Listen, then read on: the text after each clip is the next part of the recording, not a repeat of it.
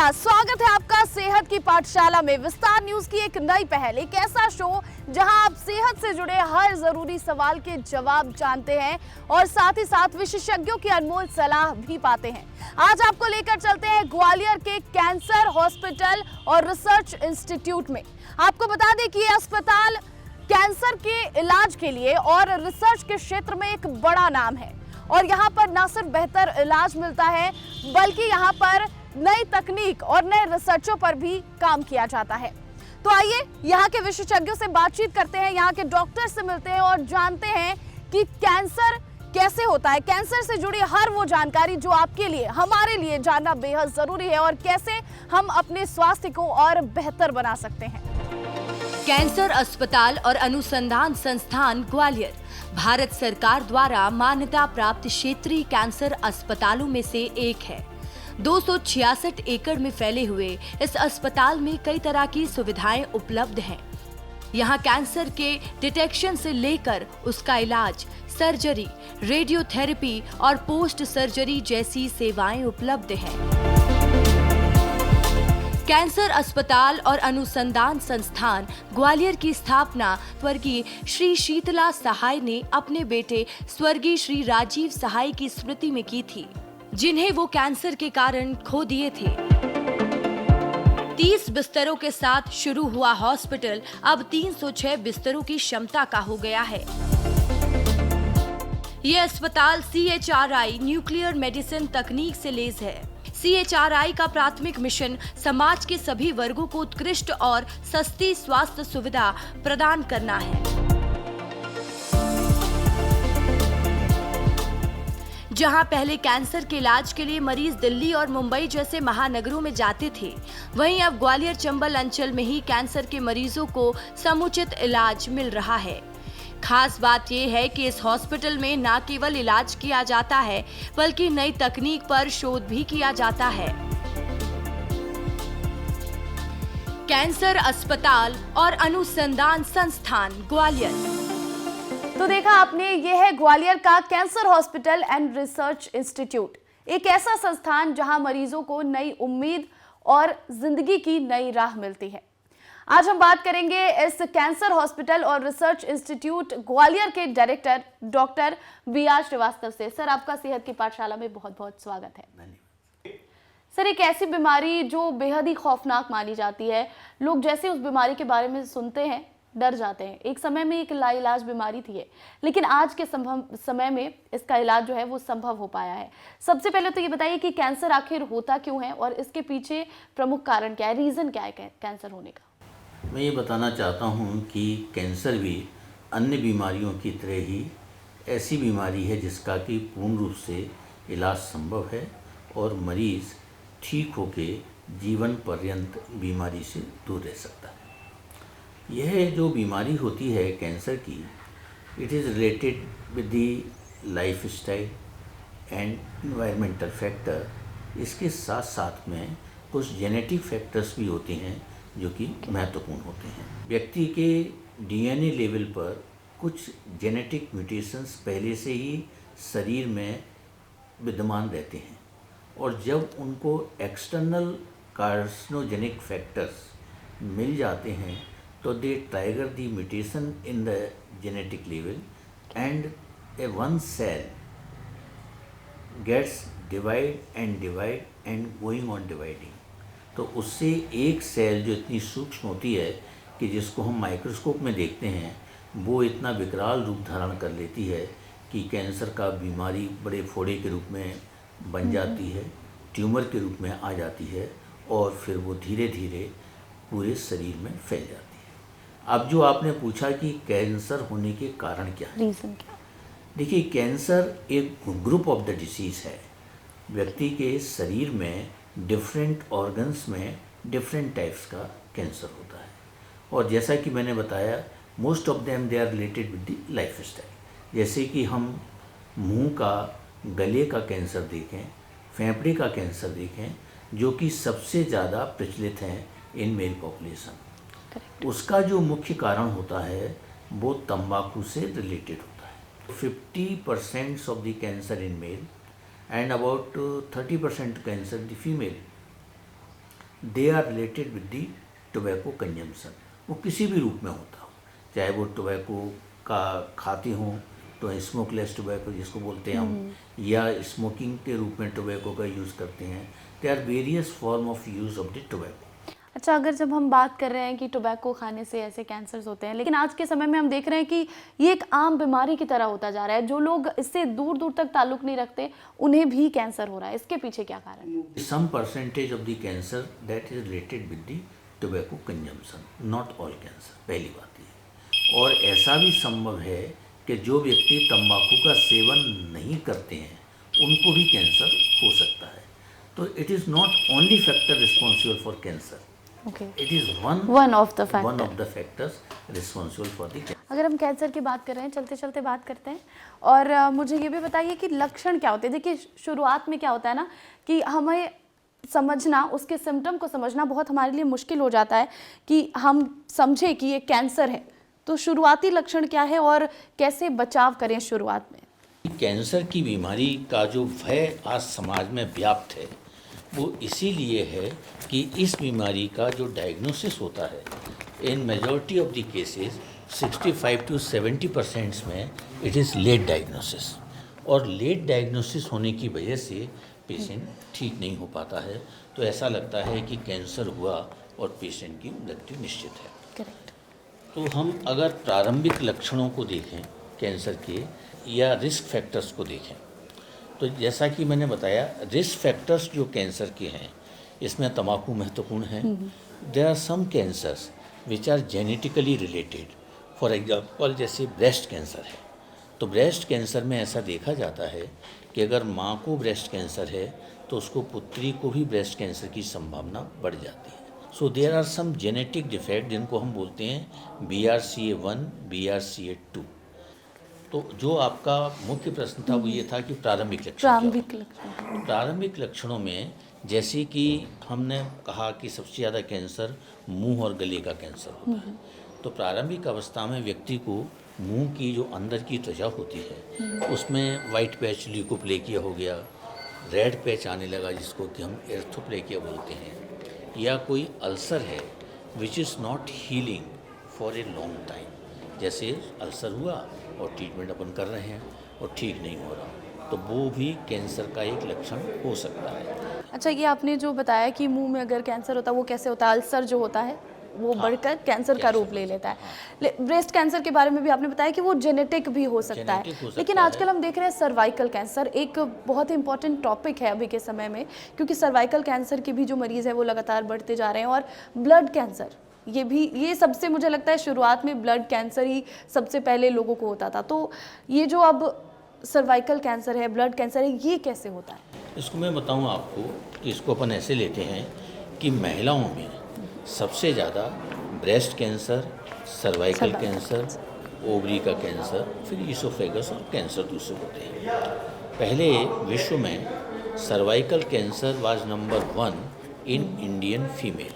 अपने देश की महिलाओं को पूरे विश्व में सबसे ज़्यादा सर्वाइकल कैंसर होता था। उसकी जो मुख्य रिस्क फैक्टर्स जो होते थे उसमें मैरिज एट अर्ली एज, कम उम्र में शादी हो जाना, फिर ज़्यादा मल्टीपल प्रेगनेंसीज, फिर multiple sexual partners, poor sexual hygienes, तो ये कुछ ऐसे रिस्क फैक्टर्स थे और जिनकी वजह से ये माना जाता था कि कैंसर सर्वाइकल कैंसर ज़्यादा हो रहा है। लेकिन जो अभी लेटेस्ट डेवलपमेंट हुआ है रिसर्च में, उसमें ये पाया गया कि जो HPV वायरस होता है, in more than 85 to 90% of the female who are suffering from cervical cancer, HPV virus is the cause. और वो मालूम पड़ा, उसकी वजह से ये महिलाओं में सर्वाइकल कैंसर होता है। ये वायरस क्या होता है, ये कैसे क्या फैलता होता है कि वायरस इज ए पार्टिकल, जैसे हम देखते हैं बहुत सारी अभी जो आया कोविड की बीमारी हुई वो वायरस की वजह से हुई, तो ऐसे different types of the virus होते हैं, RNA वायरस, DNA वायरस। लेकिन जब ये मालूम पड़ा कि ये HPV वायरस की स्ट्रेन्स होती हैं 16, 18 लाइक दैट, तो अब इसका वैक्सीनेशन भी आ गया है। This is a new development कि सर्वाइकल कैंसर का जब ये मालूम पड़ा कि वायरस के द्वारा होता है तो ऐसे कोविड का वैक्सीन आया। ऐसे ही अब सर्वाइकल कैंसर का भी वैक्सीन उपलब्ध है, और वो अगर हम 9 to 35 ईयर्स की फीमेल्स में उनको लगाया जाए तो उससे सर्वाइकल कैंसर होने की बचत हो जाती है। चांसेस कम होते हैं। अच्छा, सर्वाइकल कैंसर के शुरुआती लक्षण और ब्रेस्ट कैंसर के शुरुआती लक्षण क्या होते हैं? सर्वाइकल कैंसर में महिला को जैसे कि जब उनका मेंसेस पीरियड हो रहा है तो ज़्यादा रक्त का स्राव होना, जब मेंसेस खत्म हो जाती है, मेनोपॉज हो जाता है, दोबारा उनको ब्लीडिंग चालू हो जाती है, कई बार ब्लीडिंग होती है, या फाउल स्मेलिंग डिस्चार्ज उनको नीचे से आता है, या फिर क्या होता है कई बार एडवांस स्टेज बढ़ती है तो they get nodes in the inguinal region और पेट में भी गठान आ सकती हैं। अच्छा, और क्या होता है कई बार पता ही नहीं चलता कि आपको ऐसे कोई लक्षण नहीं दिख रहा है, सिम्टम नहीं दिख रहा, आदमी आमतौर पर समझता है कि नॉर्मली बीमार है, और अगर वो डायग्नोसिस के लिए जाता है तो अचानक पता लगता है कि सेकंड स्टेज, थर्ड स्टेज या फिर फोर्थ स्टेज का कैंसर है। अभी जैसे आपने पूछा ब्रेस्ट कैंसर का, अभी एक मैं आपने देखा एक महिला भी बैठी हुई थी आपको जब आप जब इंटरव्यू, हाँ जी, yesterday she was with me in some marriage, और आज सवेरे ही उन्होंने देखा कि she has a lump in the breast and that lump must be persisting for last 6 months to 1 year, but she never noticed it because it was painless, उसमें दर्द नहीं था।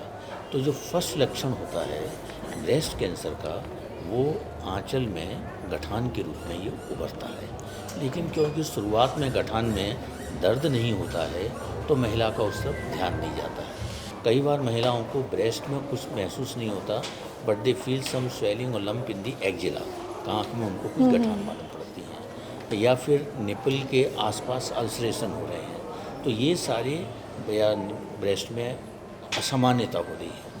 WHO recommends that after age of 35 years महिला को एक बार सबसे पहले mammography, कोई सिम्टम्स नहीं हो तो भी करवा लेना चाहिए, because breast cancer is becoming number 1 all over the countries.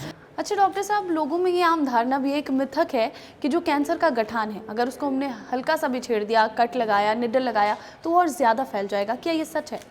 ये सच नहीं है, लेकिन आपने ये पूछा, ये बहुत अच्छा किया, क्योंकि हम डेली करीब 5-6 लोग तो ऐसे उसको समझाना ही पड़ता है कि कैंसर के छेड़ने से, चाहे हम बायोप्सी करें कट लगा के या उसकी साइटोलॉजी की जांच करें, उससे उसके फैलने की कोई भी संभावना नहीं है। लेकिन जनरल पॉपुलेशन में ये बिलीव है कि अगर हमने उसको छेड़ा तो ये बीमारी फैल जाएगी। आपके चैनल के माध्यम से हम यह भी संदेश समाज को देना चाहते हैं कि कैंसर की डायग्नोसिस के लिए बायोप्सी अत्यंत आवश्यक है। बायोप्सी करने से या साइटोलॉजी करने से बीमारी बिल्कुल भी डिस्टर्ब नहीं होती और ना फैलती है। लेकिन कैंसर डिटेक्ट कैसे होता है? वो मशीन जो है जो डिटेक्ट करती है कैंसर को, कौन सी मशीन होती है, क्या टेक्नोलॉजी होती है, इसके बारे में बताइएगा। मैं आपको बताता हूँ। There are different types of the investigations done first to diagnose the cancer whether particular patient is suffering from cancer or not, and then there are machines which help in knowing the stage of the disease। एक बार cancer diagnosis हुआ फिर वो किस stage का cancer है, इसके लिए भी कुछ मशीन्स हैं जिनमें हम इन्वेस्टिगेशंस करते हैं। मैं भी आपको बताता हूँ। बिल्कुल, तो हम वो मशीन देखेंगे और जानेंगे कि आखिर कौन सी वो मशीन्स हैं जिससे कैंसर डिटेक्ट किया जाता है और किस स्टेज का कैंसर है, कौन सा कैंसर है, ये डिटेक्ट किया जाता है। और साथ ही जानेंगे, क्योंकि देखिए कैंसर अब आमतौर पर हर किसी को हो रहा है, इसके लिए कोई एज लिमिट नहीं रह गई है। बच्चों में भी कैंसर के लक्षण देखे जा रहे हैं, बच्चों को भी कैंसर हो रहा है। आज कैंसर का ट्रीटमेंट किस तरह से सुनिश्चित हो पा रहा है, कौन सी वो मशीन्स हैं, कौन सी वो टेक्नोलॉजी है जिससे कैंसर डिटेक्ट होता है और मरीजों को इलाज मिल पाता है, और इसके बारे में जानकारी देने के लिए doctor B are Srivastava ji मेरे साथ मौजूद हैं। तो डॉक्टर साहब लेके चलेंगे हमें उस लैब तक और बताएंगे कि ये वो मशीन है जो कैंसर डिटेक्ट करती है और आज के समय में इलाज संभव हो पाया है, कौन सी वो थेरेपीज है जिसके तहत कैंसर का इलाज किया जाता है। तो चलिए डॉक्टर साहब लैब की तरफ बढ़ते हैं और वो मशीन अपने दर्शकों को दिखाते हैं जो एक खौफनाक बीमारी, लोगों के अंदर जो डर है कैंसर को लेकर, उनको बताएं कि आपकी जो बीमारी है वो डिटेक्ट हो सकती है और अब आप बिल्कुल ठीक भी हो सकते हैं, क्योंकि कैंसर अब लाइलाज बीमारी नहीं रही है। पूरी तरह से अब लोग इसमें ठीक हो सकते हैं, पूरी तरह से ये क्योर हो सकता है।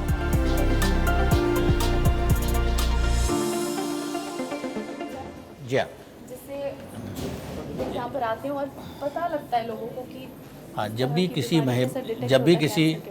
भी किसी महिला को ब्रेस्ट में कोई नोड्यूल या एबनॉर्मलिटी महसूस होती है, जैसा कि मैंने बताया कि महिला ये महसूस कर सकती है कि उसको ब्रेस्ट में एक छोटा सा गठान है, लंप है, या उसकी आँख में कोई गठान है, लंप है, या फिर निपल से कोई डिस्चार्ज आ रहा है, तो हम इस मैमोग्राफी की मशीन है ये बड़ी आधुनिक मशीन है।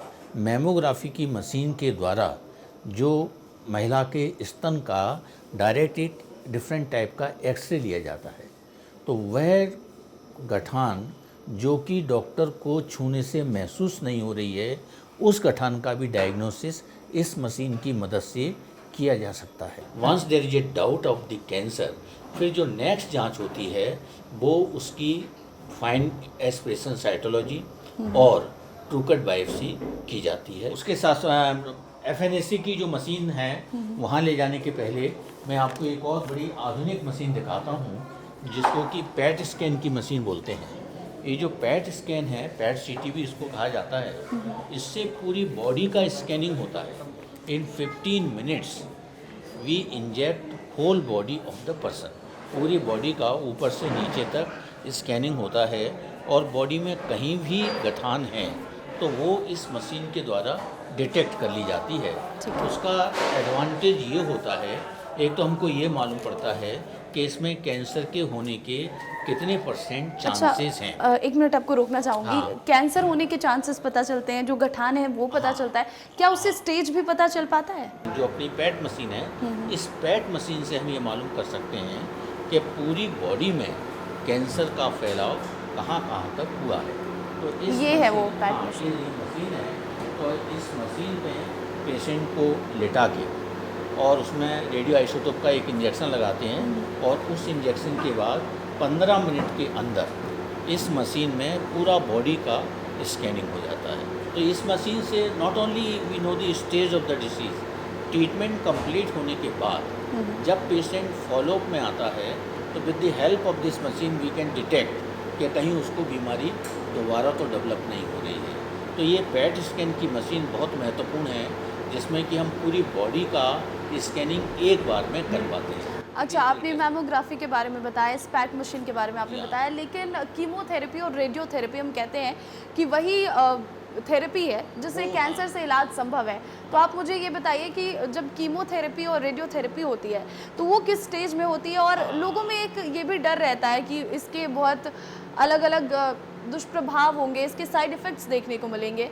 इसमें लीनियर एक्सीलेटर, कोबाल्ट, 2 तरह की मशीन होती है। लीनियर एक्सीलेटर आधुनिक मशीन है, उसके द्वारा ट्यूमर को रेडिएट किया जाता है, गामा रेज होती हैं, देसी भाषा में हम बोलते हैं कि सिकाई की जाती है, रेडिएशन दिया जाता है। उससे क्या है, जो ट्यूमर सेल्स होती हैं वो डिस्ट्रॉय हो जाती हैं। तो हम लोग क्या करते हैं कि अगर पॉसिबल होता है, it's not required in every case, जहाँ हमको डाउट होता है कि ऑपरेशन करने के बाद there may be some microscopic cells left behind, तो उस वक्त उस पार्ट का रेडिएशन किया जाता है। तो radiotherapy is a very integral and important part of the treatment of the cancer, and fortunately we are having all the latest machine and system required for the radiotherapy. देखिए, बच्चे काफ़ी छोटे होते हैं, उनमें कैंसर कैसे हो जाता है, क्योंकि वो तो कुछ ऐसे खाते पीते नहीं हैं, और उनमें सर्वाइवल के चांसेस कितने होते हैं? जैसा कि मैंने आपको शुरू में बताया था कि कुछ कैंसर तंबाकू से रिलेटेड होते हैं, कुछ कैंसर अन्य फैक्टर से रिलेटेड होते हैं। बच्चों में जो ज़्यादा कैंसर होते हैं वो ब्लड कैंसर होते हैं। ल्यूकीमिया जो है वो बच्चों में ज़्यादा होता है। ल्यूकीमिया भी अलग अलग तरह के ल्यूकीमियाज होते हैं, लेकिन ब्लड कैंसर की बीमारी आजकल काफ़ी हो रही है बच्चों में, और उसके जो सिम्टम्स होते हैं वो कोई ऐसा स्पेसिफिक सिम्टम नहीं है, साधारण सिम्टम्स उसमें रहते हैं, जैसे कि बच्चे को बुखार आना, उसके कई बार दांतों से गम से ब्लड आने लगता है, और बच्चे की कमजोरी आती रहती है, भूख कम हो जाती है। General symptoms are there. तो यहाँ पर आपने वार्ड्स बनाए हैं बच्चों के ये लिए? हम लोगों का पीडियाट्रिक ऑन्कोलॉजी वार्ड है। ओके। हमारा ये मानना है कि बच्चों को, अगर हम बड़े पेशेंट हैं जो एडल्ट्स हैं कैंसर के, उनके साथ अगर हम रखते हैं तो कई बार वो साइकोलॉजी पर उनके इफ़ेक्ट पड़ता है, and they feel depress, and that जो इम्प्रेशन है वो उनको जीवन भर रहता है। तो इसलिए हमने ये बच्चों का अलग ही वार्ड बनाया है। अलग से वार्ड बनाया है, और यहाँ इस तरह से इसको सुसज्जित किया है कि बच्चे को ये महसूस नहीं हो कि वो किसी अस्पताल के अंदर भर्ती है। ज़्यादा समय तक जब बच्चा अस्पताल में है तो हम ये चाहते हैं कि उसके साथ में कुछ ऐसी एक्टिविटीज़ होती रहें जिससे कि बच्चे का मन बीमारी की तरफ ना हो के उसे होमली फील हो। इनफैक्ट हम जैसे ये वार्ड में जगह में आपको ले चल रहा हूँ, इस वार्ड में आप देखिएगा तो हमने इसका एम्बियंस ऐसे रखा है कि बच्चा यहाँ आए तो उसको ऐसा लगे कि हम किसी स्कूल के प्ले रूम में आए हैं। यहाँ उनके खेलने के लिए खिलौने हैं और डिफरेंट ओकेजन्स पे, जैसे किसी मान लो 15 बच्चे भर्ती हैं, अब किसी बच्चे का बर्थडे है तो हम उस बच्चे का बर्थडे यहाँ सेलिब्रेट करवाते हैं और जो डिफरेंट टाइप्स के वो होते हैं तो इसमें हमारी मदद भी करते हैं। सोशल ऑर्गेनाइजेशन हैं वो भी हमारी मदद करती हैं। तो इस तरह से डिफरेंट जो ओकेजन्स होते हैं और बच्चों की बर्थडे है या कोई, तो विद पेरेंट्स हम इस रूम में और डिफरेंट टाइप्स के सेलिब्रेशन होते हैं, हम उनको प्राइजेस देते हैं, उनके कुछ खेल की एक्टिविटीज़ वगैरह करते रहते हैं, तो इससे कि बच्चों के मन में एक उत्साह बना रहता है। दूसरा हमारा जो प्रोजेक्ट चल रहा है वो ये भी है रिहेबिलिटेशन का। उन बच्चों को जो कि ठीक हो गए हैं तो उनकी एक युवराज सिंह फाउंडेशन है, उस फाउंडेशन से हमको आर्थिक मदद मिलती है। तो बच्चों को स्कूल में एडमिट कराना, उनकी फ़ीस का, बुक्स का और वो सारा खर्चा हमको उस फाउंडेशन से, और जो कैनकेट है इनकी फाउंडेशन से हमको मदद मिलती है। एक छोटा सा वार्ड आपको दिखाता हूँ, ये आइसोलेशन वार्ड्स हैं हमारे यहाँ के पीडियाट्रिक यूनिट के। कुछ बच्चे ऐसे होते हैं ब्लड कैंसर वगैरह के जिनको कि आइसोलेशन में रखने की ज़रूरत पड़ती है, उनको कंडीशन इतनी ज़्यादा क्रिटिकल हो, हम आइसोलेशन में रखते हैं। तो ये हम लोगों का जैसे ये आइसोलेशन वार्ड है, यहाँ भी देखेंगे तो हमने बिल्कुल इस तरह का वो पिक्चर्स डिपिक्ट की हैं कि बच्चों को लगे yes I have conquered the disease, I am okay, I can read, I can live my rest of the life. बिल्कुल, क्योंकि फिजिकल हेल्थ के साथ साथ मेंटल हेल्थ बहुत ज़रूरी है। अगर आपने मेंटली सोच लिया कि आपने किसी बीमारी को हरा दिया है तो आप फिजिकली भी उससे फाइट कर सकते हैं। करेक्ट। अच्छा, अगर इस हॉस्पिटल की बात करें तो सारी सुविधाएं आपने बताई है, लेकिन एक सवाल ये भी है कि सामाजिक तौर पर अगर देखा जाए तो सामाजिक तौर पर क्या शुरुआत की है आपके इंस्टीट्यूट ने, कुछ अलग कर रहे हैं? कैंसर की बीमारी का जो मुख्य एक नेगेटिव एस्पेक्ट है वो ये है कि डायग्नोसिस लेट होता है। तो सामाजिक स्तर पर हम स्कूल्स में, कॉलेजेस में, पंचायत में, गांव-गांव जाकर कैंसर के बीमारी के बारे में अवेयरनेस प्रोग्राम्स करते हैं।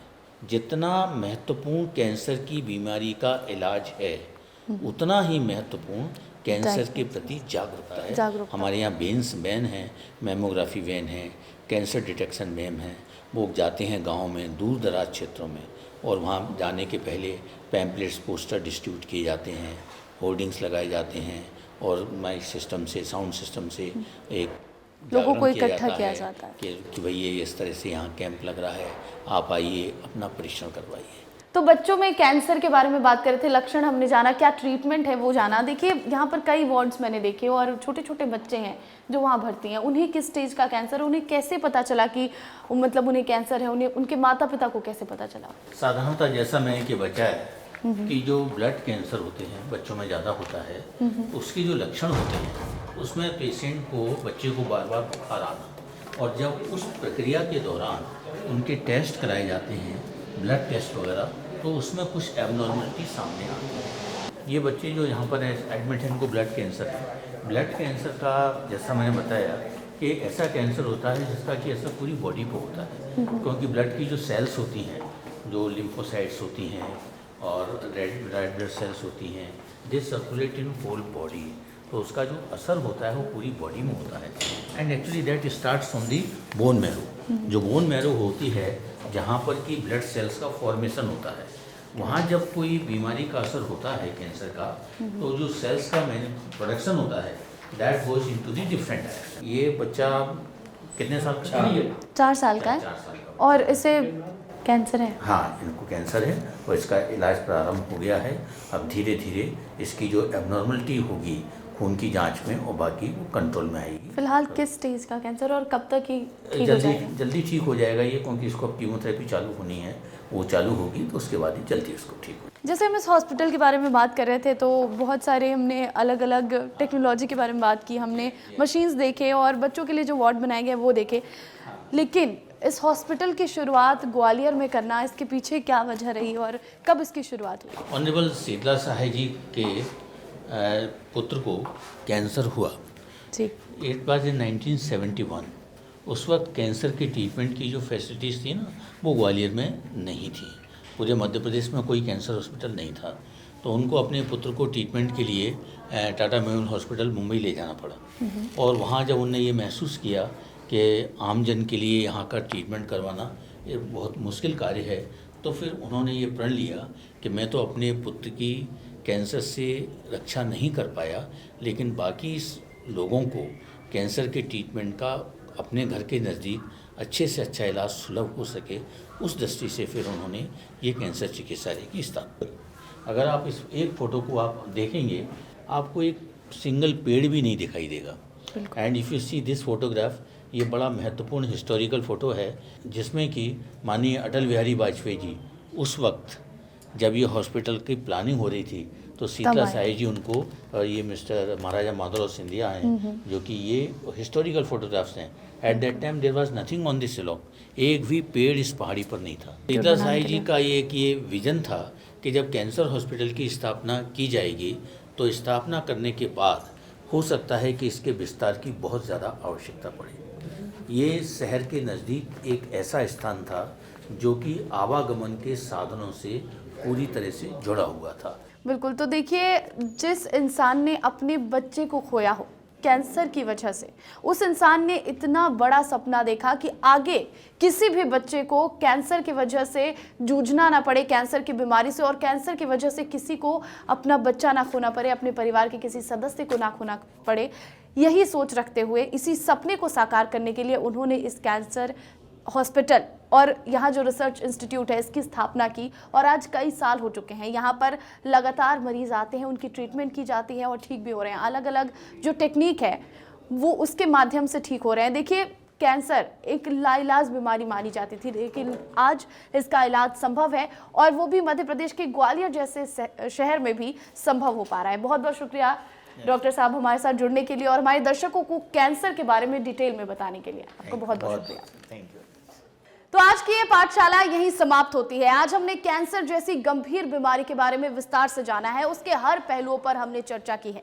अगली बार फिर मुलाकात होगी, एक नए टॉपिक पर बात करेंगे, आपकी सेहत से जुड़ी जानकारी लेंगे किसी नए शहर में, किसी नए हॉस्पिटल में, और आपको दिखाएंगे सेहत की पाठशाला में किसी नई बीमारी के बारे में विस्तार से। तब तक के लिए याद रखिए, छोटी छोटी आदतें ही बड़े बदलाव लाती हैं। आप स्वस्थ रहिए, खुश रहिए, अपने अपनों का ख्याल रखिए और देखते रहिए विस्तार न्यूज। नमस्कार।